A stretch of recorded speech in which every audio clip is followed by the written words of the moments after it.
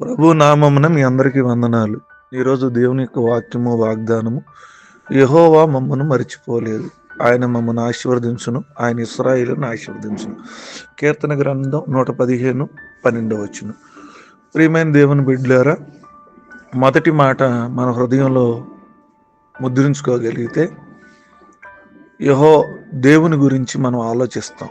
మన అవసరాలు ఆయన తీరుస్తున్నాడు, మనల్ని ఆదరిస్తూ ఉన్నాడు, మనల్ని విడిపించి నడిపిస్తూ మర్చిపోకుండా మన చిన్న చిన్న అవసరతలు కూడా పట్టించుకుంటూ వస్తున్నాడు. మర్చిపోలేదు అన్న మాటకు మరో అర్థం ఏంటంటే, ఆయన మనసు నిండా మనమే ఉన్నాం అంటే ఒక క్షణం కూడా ఆయన తలంపుల్లో మనం లేకపోవడం లేదు అనేది మనకు అర్థమవుతుంది. కొన్ని ప్రత్యేకమైన సమయాల్లో అయితే దేవుడు మనల్ని ఎంతగా పట్టించుకుంటున్నాడు అన్నది మరి స్పష్టంగా గమనిస్తాం. హృదయం ఉప్పొంగుతున్న కృతజ్ఞతా భావంతో ఆ సమయంలో మనం తలపోసుకుంటూ ఉంటాం. మన ధ్యాన వాక్యంలో 2వ భాగం మొదటి భాగానికి పర్యవసానం. మన దేవుడు మార్పు లేనివాడు కాబట్టి గతంలో ఆయన మనల్ని ఎలా పట్టించుకున్నాడు, అలాగే భవిష్యత్తులో కూడా మర్చిపోకుండా పట్టించుకుంటాడు.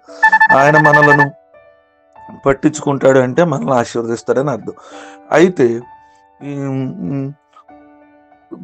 దేవుని ఆవేశం వల్ల పలకబడినటువంటి ఈ ప్రవచనం మనం నమ్మిన యెడల ఆయన మనల్ని ఆశీర్వదిస్తాడు.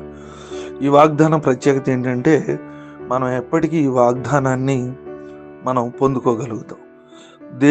దేవునిగా ఆయన మనల్ని ఆశీర్వదిస్తాడు కాబట్టి అది శాశ్వత కాలం ఉంటుంది. కాబట్టి మనలో ప్రతి ఒక్కరూ ఇలా చెప్పుకోవాలి: ప్రభా, నా ప్రాణమయ యెహోవాను సన్నుతించుము, ఆయన చేసినటువంటి ఉపకారాలు మర్చిపోవద్దు. దేవుడు అనేక సార్లు మనం మర్చిపోకుండా మన ఆశీర్వదించాడు.